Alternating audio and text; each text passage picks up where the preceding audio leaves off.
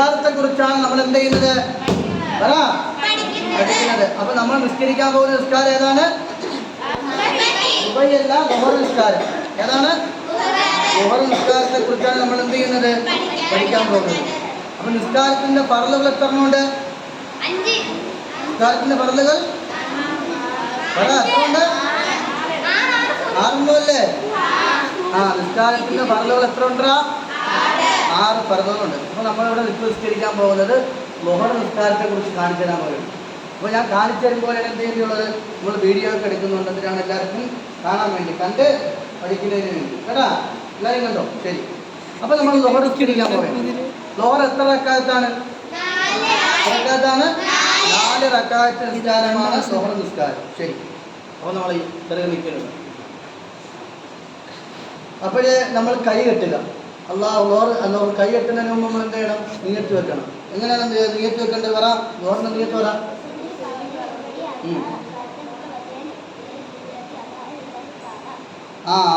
Okay. അപ്പൊ നമ്മൾ നിയത്ത് വെക്കേണ്ടത്, ളുഹറിന്റെ നിയത്ത് ഉസല്ലി ഫർളൽ ളുഹരി 4 റക്അത്തിൻ മുത്തവജ്ജിഹൻ ഇലൽ ഖിബ്ലത്തി അദാഅ ലില്ലാഹി തആല. ളുഹർ എന്ന ഫർള് നമസ്കാരം 4 റക്അത്ത്. മലയാളത്തിൽ പറയാം കേട്ടാ. 4 റക്അത്ത് നിസ്കാരം അല്ലാഹു തആലക്ക് വേണ്ടി ഖിബ്ലയ്ക്ക് അഭിമുഖമായി ഇമാം മുന്നിലുണ്ടെങ്കിൽ ഇമാമോടൊപ്പം ഞാൻ നമസ്കരിക്കുന്നു എന്ന് കരുതുക. ഓക്കെ, നിയത്ത് മനസ്സിലായില്ല? ഒന്നും കൂടെ. ളുഹർ എന്ന ഫർള് നമസ്കാരം 4 റക്അത്ത് അല്ലാഹു തആലയോടൊപ്പം ഖിബ്ലയ്ക്ക് അഭിമുഖമായി ഇമാമോടൊപ്പം അദായി നമസ്കരിക്കുന്നു. ഇനി ഖളായി പോകണമെങ്കിൽ അദായിനോടെ ഖളാ എന്നാണ്. ഓക്കെ, ശരി. അപ്പം നമ്മൾ നിയത്ത് വെച്ച് കഴിഞ്ഞു. നിയത്ത് വെച്ചതിന് ശേഷം നമ്മൾ തക്ബീറത്ത് ഇഹ്റാം പറഞ്ഞ് കൈയ്യട്ടണം. അല്ലാഹു അക്ബർ വെച്ച് നമ്മൾ ചെവിയുടെ നേരെ എന്ത് ചെയ്യണം? കൈ ഉയർത്തണം. ചെവിയുടെ നേരെ കൈ ഉയർത്ത്. എന്നിട്ട് നമ്മൾ ഹനഫി മദ്ഹബുകാരാണ് കൈയ്യട്ടേണ്ടിയുള്ളത്. പൊക്കിളിന്റെ താഴെ നമ്മൾ ഈ കൈയുടെ ഇവിടെ പിടിച്ചിട്ട് വേണം എന്ത് ചെയ്യേണ്ടിയുള്ളത്?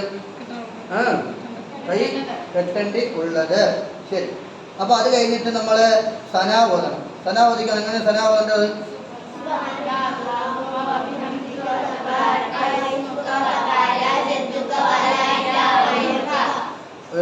സുബ്ഹാനല്ലാഹി വബിഹംദിക വതബാറക ഇസ്മുക വതആല ജദ്ദുക ലാ ഇലാഹ ഗൈറുക. അതാണ് സനാ. സനാ ഓതിയതിനു ശേഷം നമ്മൾ എന്ത് ചെയ്യണം?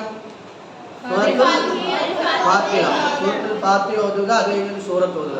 അപ്പൊ ഇതൊക്കെ കഴിഞ്ഞതിന് ശേഷം നമ്മൾ എന്ത് ചെയ്യണം? നമ്മൾ നേരെ റുക്കൂ ചെയ്യണം. റുക്കൂ ചെയ്യുമ്പോൾ കേട്ടോ, കണ്ട റുക്കൂ ചെയ്യുമ്പോൾ ഇങ്ങനെ റുക്കൂ ചെയ്യണം. ജനവുമായി റുക്കൂ ചെയ്യുന്നത് കാണണം. നമ്മൾ റുക്കൂ ചെയ്യുമ്പോൾ നമ്മൾ കൈ ഉണ്ടല്ലേ, കൈക്ക് മുട്ടിൻ്റെ അവിടെ പിടിക്കണം. കേട്ടാ, മുട്ടിൻ്റെ അവിടെ കൈ പിടിച്ചതിന് ശേഷം നമ്മുടെ ഈ തലയും ഈ പെരടി എന്ത് ചെയ്യണം?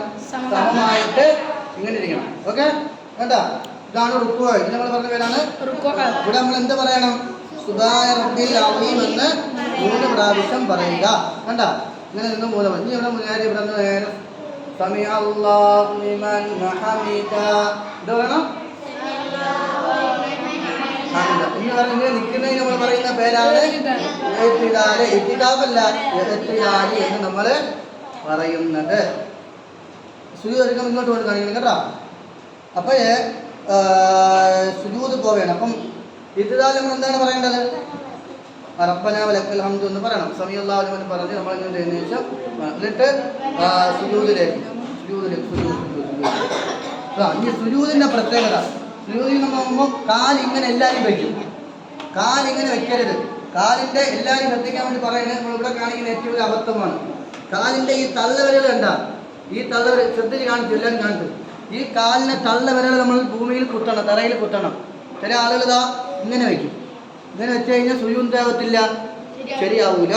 കാലിന്റെ തള്ളവിരൽ ഇങ്ങനെ തന്നെ വെക്കണം. ഓക്കെ, അത് പ്രത്യേകം ശ്രദ്ധിക്കുക. ഇങ്ങനെ വെച്ചാൽ കാരണം നമ്മൾ കാലിന്റെ പഠിച്ചില്ലേ, ഭൂമിയിൽ വെക്കേണ്ട അവയവങ്ങൾ ഏതൊക്കെയാണ്? നെറ്റി, മൂക്ക്, 2 കൈപ്പത്തിയുടെ ഉള്ളിൽ, പിന്നെ 2 കാല് ഇല്ലേ? അപ്പൊ ഇങ്ങനെ വെക്കണം കേട്ടോ. ശരി. അത് കഴിഞ്ഞിട്ട് അതുകൊണ്ട് ഈ കൈ എന്താ, കൈ ഇങ്ങനെ കുത്തി വെക്കുക, നെറ്റി തറയിൽ വെക്കുക. ഓക്കെ, മനസ്സിലായല്ല? അതിലെന്തെങ്കിലും സംശയം ഉണ്ടോ? സുജൂദിൽ എന്തെങ്കിലും ഡൗട്ട് ഉണ്ടോ? ഇല്ലല്ലോ. ഈ സുജൂദിൽ എന്താണ് പറയേണ്ടത്?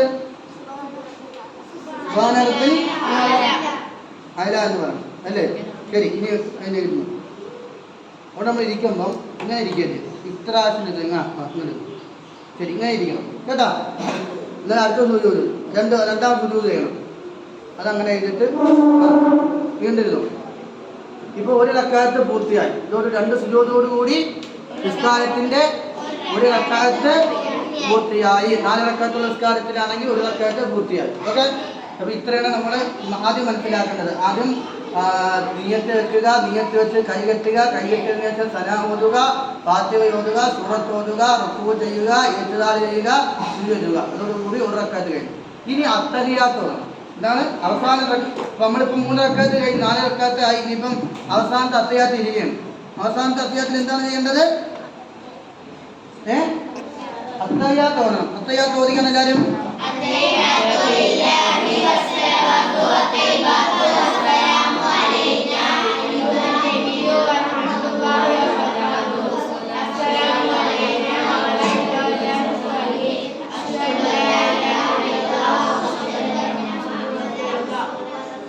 പറഞ്ഞുതരാം. ഇവിടെ ശ്രദ്ധിക്കുന്ന കുറച്ച് കാര്യമുണ്ട്. അപ്പോൾ അത്തഹിയാത്ത് ഉസ്താദ് പറഞ്ഞു കേട്ടോ.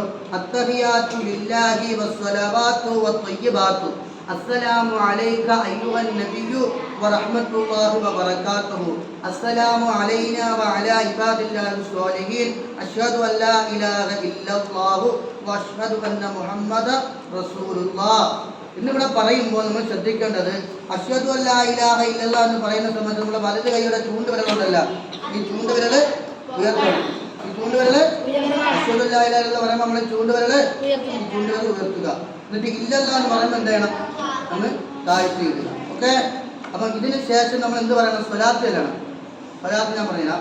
അത് പഠിച്ചിട്ടുള്ളതാണ് സ്വലാത്ത്. പറഞ്ഞാൽ എല്ലാവരും സ്വലാത്ത്.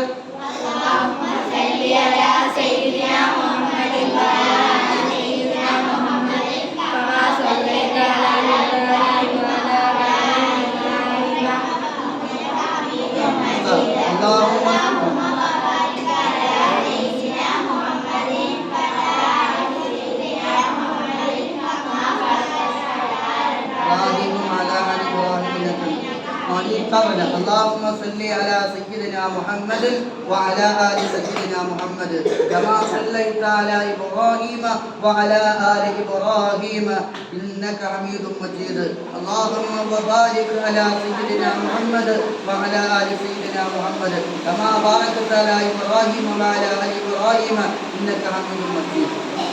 ഇത് കഴിഞ്ഞിട്ട് നിങ്ങളെന്ത് ചെയ്യുക? ഒരു ദുആ ഉണ്ട്. അത് സുന്നത്താക്കപ്പെട്ട ദുആയാണ്. അപ്പം ഇത്രയും കഴിഞ്ഞ സലാം കിട്ടുക. അസ്സലാമു അലൈക്കും വറഹ്മത്തുള്ളാഹി. ഇതോടുകൂടി നമസ്കാരം എന്ത് ചെയ്തിട്ടുണ്ട്? കഴിഞ്ഞിട്ടുണ്ട്.